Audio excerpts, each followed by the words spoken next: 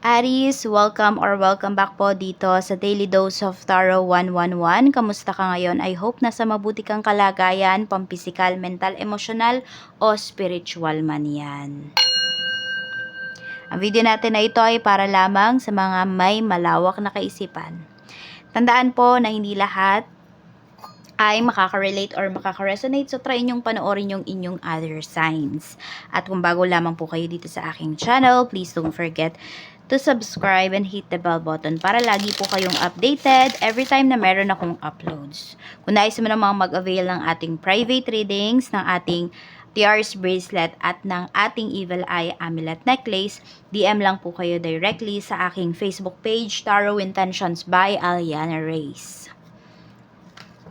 Doon ko po kayo replyan, doon ko po isisend yung buong details. Kaya sa mga nagtanong po nung nakaraang video natin, Aries, nagreply na po ako sa inyo. I-visit nyo na lang po ulit yon yung comment ninyo. Makita nyo po, may reply na.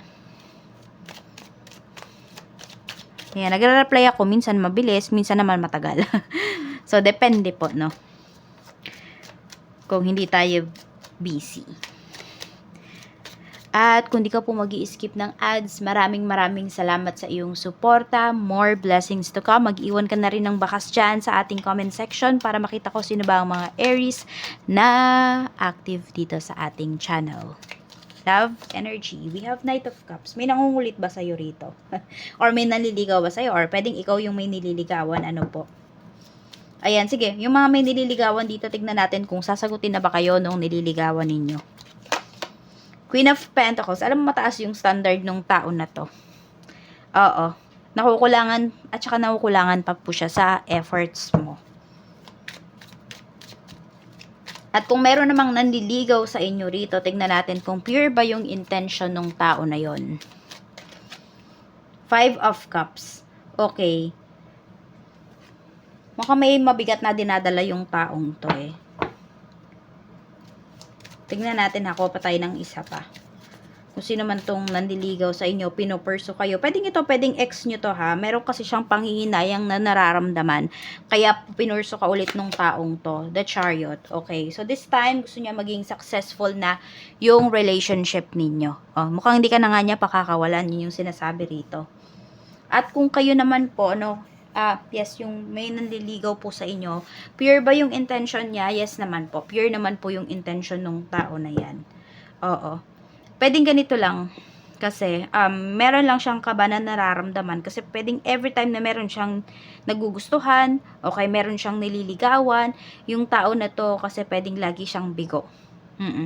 So, somehow, meron siyang nafe-feel na insecurities. Check natin. Kaperahan. Nine of Pentacles. Maganda naman po yung pinapakita dito pagdating sa inyong kaperahan. We have Two of Swords. May nagbabalak na ba ditong it's either mag-resign or mag-retire na sa work? Ayan po, kaya yung iba sa inyo, ayan, may makukuha kasi kayong malaking pera dito. Kaya lang, iniisip mo siguro kung mag-for good ka na, magre-retire ka na, is sapat ba yung pera na yon? Or ano naman kaya yung gagawin mo sa pera na yon? So, pwedeng yung iba po sa inyo, yun yung pinag-iisipan po ninyo. Kaya nagdadalawang isip kayo rito. Pero kung pera lang ang pag-uusapan, maganda po ang takbo ng inyong kaperahan. Okay pa rin siya. Blessed pa rin po kayo kesa sa iba. Sa career naman, mga naghahanap ng work, we have Five of Wands. Need nyo pong maging competitive talaga rito kung gusto ninyong makahanap ng trabaho. Yes po, ang pinapakita po dito na medyo mahihirapan talaga kayong maghanap ng trabaho. Pero, hindi naman po yan imposible, no? Malaki pa din naman po yung chance na kayo ay magkaroon ng trabaho. Some of you, pinakamatagal na is 4 months. 4 months from now. Tignan natin. Or within 4 months for some of you po. So, sa loob ng 4 months na yan, ayan, pwede kang magkatrabaho. Pinakamatagal na is 4 months. Pinakamabilis is 4 days. Or pwedeng 4 hours. Tignan natin. Sa mga may current job, we have naman 8 of Pentacles. So, pagod po sa trabaho. Tuloy-tuloy naman ang work ninyo. Queen of Swords. Lagi lang may nakabantay sa'yo rito. Aries. Three of Cups. Okay, pero ano naman, yung nagbabantay naman na to, Hindi naman yan para i-distract lamang po kayo. Parang binabantayan kayo para magawa niya talaga ng maayos yung trabaho. At pwede kasi na trabaho niya rin kasi talaga yan na magbantay siya. Oo. Kaya wala kayong magagawa. Ang magawa nyo na lang dito, it's either mag-focus talaga kayo sa work or kaibiganin nyo yung tao na to. Tignan natin. Para kasi meron dito pinag-iinitan din yung iba sa inyo. So, tignan natin. Kailangan mahanap nyo yung kilitinong tao na to. Sa business mo naman, kamusta? We have Queen of Cups. So, napakabait ng karamihan sa inyo pagdating dito sa business eh. Alam mo yung may mga times talaga na naloloko po kayo. Kasi ang bait nyo. Parang hindi na kayo natuto. Yun yung pinapakita rito. We have Knight of Swords. So, kailangan nyo pong maging strict daw pagdating sa inyong business. Pagdating sa rules ng business po ninyo. We have the Magician. Maganda po yung sales naman na pinapakita rito. Ayan naman po. Maganda naman, no? Everything is working out naman in your favor. At also kasi yung efforts din naman na binibigay mo pagdating sa iyong negosyo is sapat naman po talaga siya. Sa health mo naman, kamusta? We have Knight of Pentacles. Meron ba kayong iniinom na gamot dito? Some of you, parang need nyo ng palitan kung ano man yung iniinom nyo na gamot na yan. Or pwedeng kung hindi po kayo yan, pwedeng anak po ninyo. Or asawa ninyo. Basta malapit sa inyo. Kung hindi man kayo to. Yan. Kasi pwedeng hindi na tumatalab yung gamot. Pwedeng na-immune na yung iba sa inyo. We have the Moon.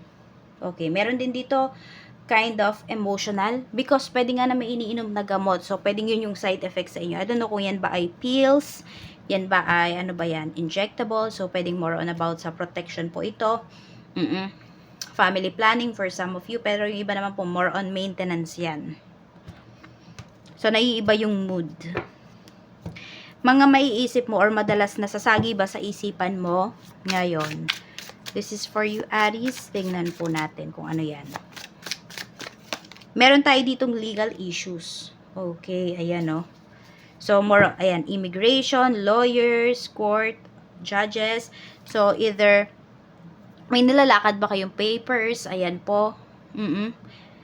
So, ano to? More on sa residency ba ninyo? Permanent residency, citizenship, or sa ano nyo lang mismo. Pwedeng sa birth certificate po ninyo. Baka may mali. So, may inaayos kayo rito.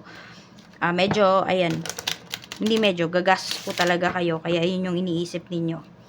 Tsaka hindi lang yon, pwedeng hassle din. Hassle din sa part ninyo. So, meron dito pwedeng pabalik-balik kayo. Meron dito, pwedeng binabawi nyo yung, babawiin nyo na yung, ano ninyo, yung pagiging Pilipino po ninyo. I mean, di ba, pwedeng, kunwari, US citizen kayo, ganun, tapos magpo-for good na kayo rito sa Pinas. So, tapos wala ka na talagang balak bumalik doon, ganito, ganyan. Tapos, pwede rin, wala ka namang pension. So, ayun po, pwedeng, i-ano mo na ulit. Magiging Pilipino ka na ulit, yung tipong ganun. So, for some of you, yun po yung inaayos po ninyo. Or the other way around, pwede naman na, kung nasaan man nga kayong bansa ngayon. Tignan natin. Okay, mga mararamdaman mo. We have Page of Wands. Meron tayong King of Wands. So, very active naman yung energy mo rito. And mas nakikita ko kasi dito ngayon, Aries, no? Mas iniisip mo yung sarili mo. Happy ka naman sa kung ano yung katayuan mo sa buhay ngayon. Ano yung mga nakukuha mo. Dapat mong pagfokusan. We have King of Swords. We have the Devil. Okay? So, more on, ang kailangan mong pagfokusan dito is yung mga bagay talaga na gusto mong ma-achieve. Okay? Pwedeng ito matagal mo na tong matagal mo ng desire, pero ngayon lang to magkakaroon ng ngayon ka lang magkakaroon ng time, ngayon ka lang magkakaroon ng concrete plan towards this one or towards those things na gusto mong gawin. Tapos, okay, dapat mo namang iwasan, Two of Cups. May love life dito. So, I don't know kung ano bang nangyayari? Kapag okay ba yung love life nyo, hindi naman okay yung kaperahan ninyo. Ganun ba nangyayari sa inyo? Para may dito, dapat iwasan Okay, so pwede kasi na naka-move forward na kayo dito. So, kung naka-move forward na po kayo towards your person, towards your ex, sinasabi dito, wag mo nang i-entertain. Kahit pa sabihin natin na sport lang kayo, ganyan. Or naka-move on na naman Pwede kasi baka meron na kayong kanya-kanyang partner or maaaring ikaw may partner ka na, may new partner ka na, may new person ka na. So, wag mo nang kausapin yung ex mo. Kahit sabihin pa natin na naka-move on ka na talaga totally sa kanya. Kasi ayun, meron dito pwedeng magsiselos. So, iwasan nyo po yun, no? Na magselos yung current person po ninyo doon sa inyong ex. Mga blessings naman na paparating. Tignan po natin. Blessings na paparating. Meron tayo ditong lottery. So, ayan. Ano bang mafe-feel niyo para kayong nanalo sa loto? Or nanalo talaga kayo? Or mananalo talaga kayo sa loto? Ayan. Okay, meron tayo ditong airplane. May family. Sex, kiss, hug. Okay. So, ayan po, no? More on pinapakita dito. Magiging fulfilled po talaga kayo sa maraming aspect ng life po ninyo. Sa travel, sa kaperahan, sa inyong sarili, okay, sa mga material na bagay, sa pamilya. So, sobrang blessed po ninyo, ano, Aries. Angel message po para sa'yo. Angel message naman for you, we have spread your wings. Sabi dito, do not hold back right now. The timing is perfect and you are ready to soar. So, abutin mo na kung ano mga gusto mong abutin, ano man yung mga pangarap mo, umpisahan mo na po yan. Ito yun eh. 'Di ba? Yun dapat mong pagfokusan kasi this is the perfect time para sa iyo.